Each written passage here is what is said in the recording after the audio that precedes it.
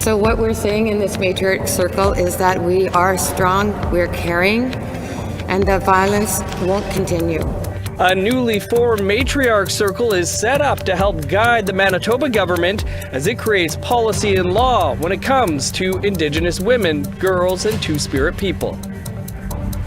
So it's really being able to remove that barrier between the Indigenous youth and these companies.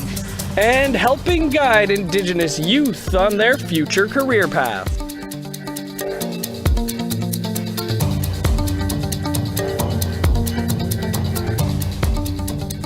Good evening, I'm Dennis Ward. Welcome to APTN National News.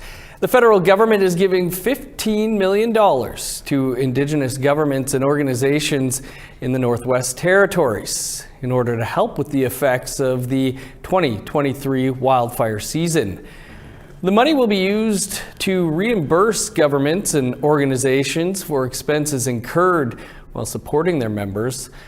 Wildfires last summer caused 70% of the territory's population to be temporarily evacuated. Officials say many Indigenous governments and organizations use their own funds to help evacuees with flights, accommodations, and cultural supports. The federal government says it's working with its Indigenous partners to ensure resources are in place for future emergencies. Residents of Yellowknife will also get to share their thoughts on the city's response to last year's wildfires. The city is holding a public engagement session tonight. We'll have more for you on that on the APTN News. Now to BC, where a desperate search is underway to find two women who've gone missing from the same small town. APTN's Tina House has that story. March 15th, 2023 was the last time anyone seen or heard from Shelley Supernant's 29-year-old daughter, Darylyn Supernant. Her last sighting was when she left her mother's house in Dawson Creek, a small town in northeast BC. And ironically, on December the 2nd, 2023, Darylyn's first cousin, 40-year-old Renee Didier Supernant, also went missing from Dawson Creek, BC. Renee was last seen at the Lone Star nightlife bar. She is a mother of two. Shelley is in Vancouver along with her husband Everett looking for them. I've been driving up and down these streets as much as I can look at people on the street to see if possibly she might be here. Renee, desperately wanting my daughter and Renee to come home. I don't know what to think, where she is, so many things been going through my mind. You name it, it's gone through. Good, bad, scary. I look at vans differently, roads, ditches, everything. Everything is different light with no light at the same time.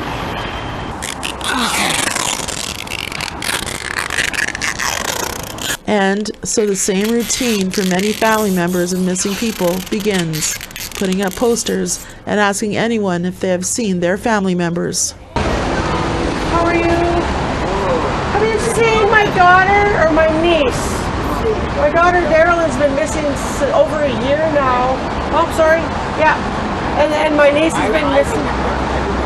Do you think you remember her? Oh, I do. I know I remember. Oh, okay. Where did you see them? Which one?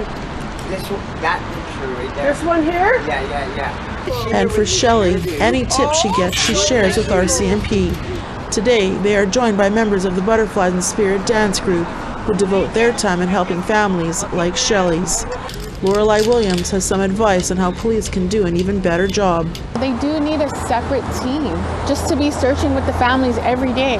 When the families come, we'll search with them morning, day, or night. Sometimes I'm out in the middle of the night with them, but as long as you're with them, you'll get the tips. You'll get certain people that will talk to you, and definitely not to be in uniform. And for Shelley and her husband, they're still clinging on to hope both women will return safely, but it's taken a huge toll on them. I love you both. Please come home. Everybody misses you like you wouldn't believe. I'm beside myself. I don't know what to think some days. Some days I don't even want to wake up, just keep sleeping. Yeah, please come home. The RCMP have recently contacted Shelley to collect DNA, and she was reassured that both cases are still active, open investigations. If you have any information on the whereabouts of Darylyn Supernant or Renee Didier Supernant, you are asked to call the RCMP. Tina House, APTN National News, Vancouver. In Manitoba, a Matriarch circle has been formed by the provincial government, comprised of people with experience in justice, health, and social services. Members will provide their expertise on how best to protect Indigenous women, girls, and gender-diverse people from violence. Matriarchs are an important part of our families, our communities, and our nations. The group of 18 members will help inform and guide the Manitoba government on policies and laws regarding missing and murdered Indigenous women, girls, and Two-Spirit people, while also focusing on gender-based violence in the province. Families Minister Nahani Fontaine says the goal of the circle is to prevent more people from going missing or being murdered. She says the circle has representatives from every Indigenous nation and geographic location in Manitoba. Actor and former politician Tina Keeper is one of the matriarchs. So what we're saying in this Matriarch circle is that we are strong, we're caring, and that violence won't continue. And that we also want to share with Canada our values of strength, commitment, equity for women, the understanding that women are at the center, we are the decision makers, and that we honor that with ceremony and with our actions. The man convicted for the murder of Anime Pictou Akwash wants to come back to Canada. John Graham was extradited to the United States in 2007 and convicted for the 1975 murder of Akwash. Her body was discovered on the Pine Ridge Reservation in South Dakota in February 1976. Akwash was 30 years old when she was murdered, suspected of being an FBI informant.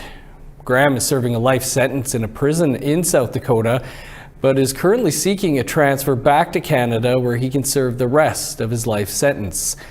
Akwash's daughter, Denise Pictou Maloney, joins us now for more on this.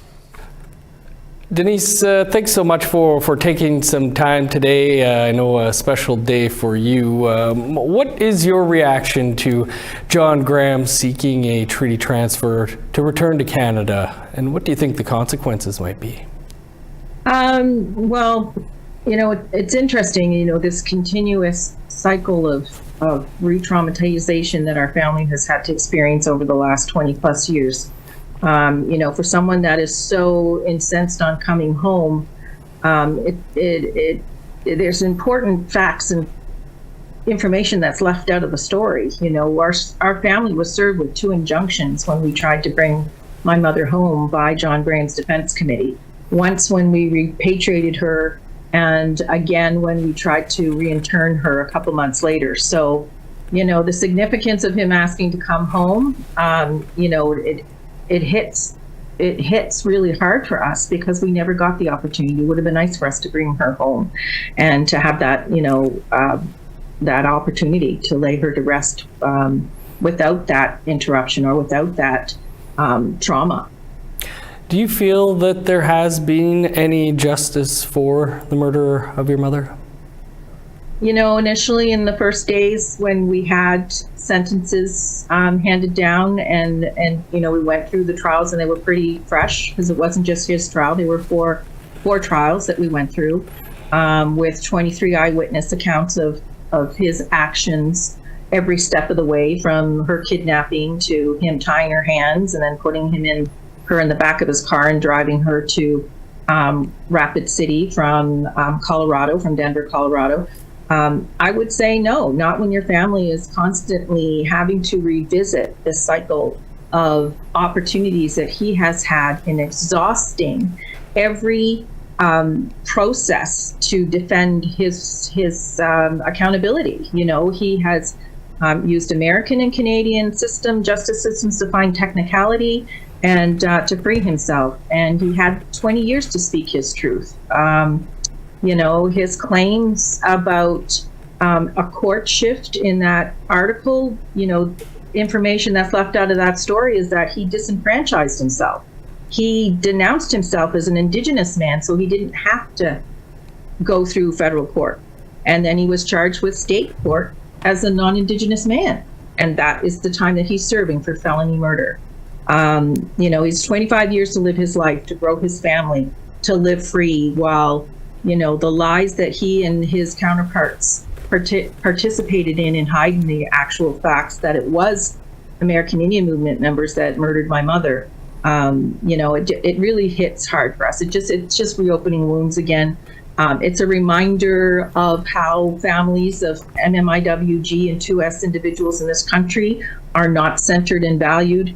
He's had a whole team of lawyers defending his rights for the last 20 years. Our family has been on our own defenses and our own devices to write those letters for advocacy and for support. And we've written hundreds of letters over the last 49 years to ask for help and support in what happened to my mom. Denise, you've been touching on it here, but I guess, you know, how has this impacted your life over these many decades? Well, you know, I think the biggest impact for us is, you know, his actions have impacted my constitutional matrilineal rights to have my culture and my language, to be able to share that on to the next generations. That has impacted Annie Mae's grandchildren. You know, they don't, and I say they, meaning those that bring harm on our women, don't acknowledge the abrupt interruption that creates in our matrilineal right to move forward and to continue on in this universe undisturbed. Denise, we'll leave it there, but again, like I said, important day for you. Appreciate you joining us on it. Thank you. It is her birthday. Would have been her 79th birthday today. So, Walalan. To the opioid crisis now, and in Manitoba, it's taking a toll on outreach workers with a lack of resources available and one worker dying of a drug overdose last weekend. It's like fighting a war with a water pistol. We're fighting a bigger war, and we're still trying to do it with a water pistol. We have no resources to work with here. Shared Health says the province has 90 detox beds that can accommodate around 525 people each year. But last year alone, the province saw more than 5,700 emergency room visits due to drug overdoses and nearly 450 drug-related deaths. Manitoba's addictions minister says the province is working on solutions, including opening a supervised consumption site and adding more beds, but says more needs to be done to address a complicated crisis. Time now for a quick break. Still to come, a look at how Rebecca Strong fared on Canada's Got Talent last night.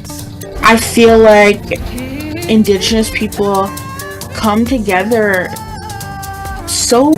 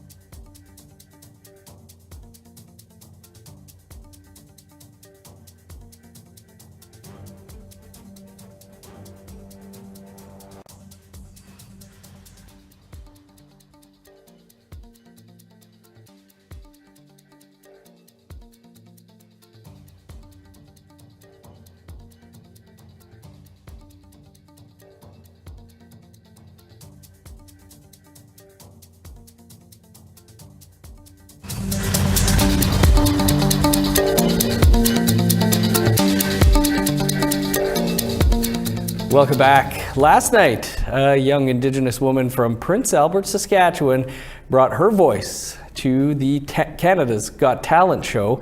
Rebecca Strong won the Golden Buzzer and punched her ticket to the next round of the competition.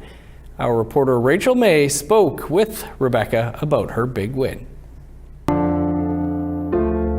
Stone cold,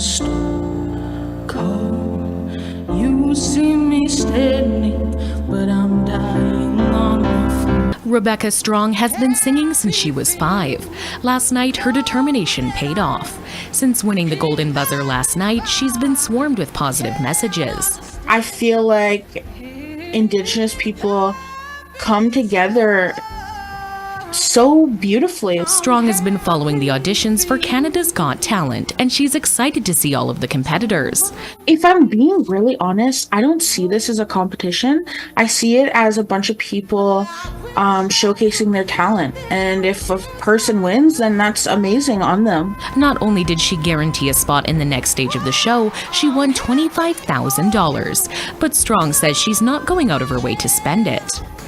Helping my parents out, I love them so much, and I really think I'm just going to save the money. Canada's Got Talent airs every Tuesday until the finale on May 14th, where the $1 Million winner will be named. Rachel May, APTN National News, Saskatoon. Congrats, Rebecca. That's awesome stuff. What a voice. They're going to be having a lot of eyeballs on that show in the coming weeks. The Spark Indigenous Careers Conference is now underway in Edmonton, and hundreds of Indigenous youth from across Alberta are in the city to attend. The 3-day event is designed for Indigenous youth ages 16 to 30 and introduces them to educational institutions, possible employers, businesses, and political leaders. It all wraps up tomorrow with over 64 post-secondary and employer exhibitors, 4 keynote speakers. The event offers an opportunity for youth to learn about future career options and talk directly with people working in various fields. Natasha Delaney is one of the event coordinators. So the purpose of Spark is to help to remove barriers and provide opportunities for Indigenous youth that are interested in working within the trades, STEM, public service, and health industries. So it's really being able to remove that barrier between the Indigenous youth and these companies. There's so many opportunities that are available, and there's so many organizations that are really wanting to help support and provide these amazing opportunities to them. A First Nations man is walking across Australia on his own to raise money for literacy. That story and more coming up after the break.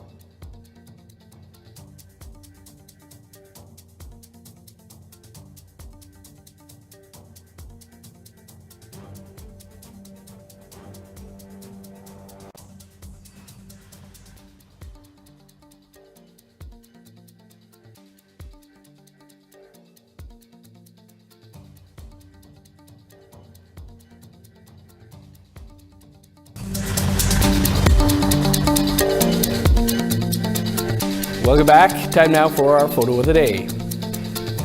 Allison Holmes captured this image of ice-covered rocks along the shoreline of Lake Huron. Beautifully formed ice formations there. Thanks for sharing, Allison. Share your pictures from across Turtle Island. Send your photos to share@aptn.ca. Now let's take a look at tomorrow's weather forecast. Starting on the east coast, 10 in Halifax, 9 in Fredericton. +3 with snow for Kuujjuaq, 1 below and snow in Nain. 8 above for Montreal, snow and +3 in Val-d'Or. +1 with snow for Sault Ste. Marie and North Bay.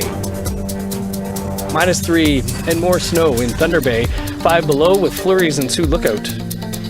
-10 and cloudy in Churchill, cloud and -3 for God's Lake. +1 and sunny for Winnipeg and Dauphin. Over in Saskatchewan, 6 above in Regina, +3 for Saskatoon. 0 in Meadow Lake, snow and -5 in Buffalo Narrows. A snowy day across northern Alberta, -2 in High Level, -7 for Fort Chip. -1 with flurries in Edmonton, cloudy and 8 above in Lethbridge. 11 for Vancouver, 14 in Kamloops. 5 in Prince George, 7 and snow in Smithers. -6 with snow in Old Crow, +6 in Whitehorse. -4 in Yellowknife, 3 below in Norman Wells. -21 in Sax Harbor, 16 below in Pawlatuck. -12 for Chesterfield and Whale Cove, 11 below in Arviette. -25 in Resolute, 28 below and snow in Joe Haven.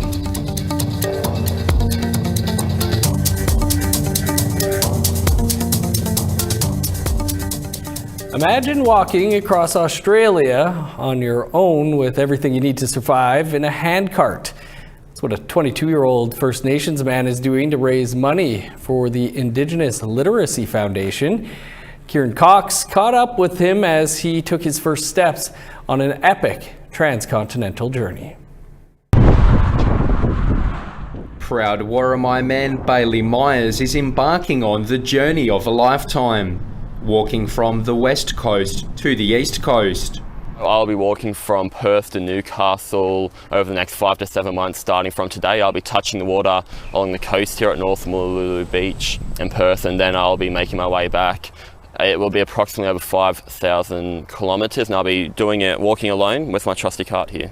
His cart is decorated with the handprints of Indigenous students from his old school, and he hopes to add more along the way.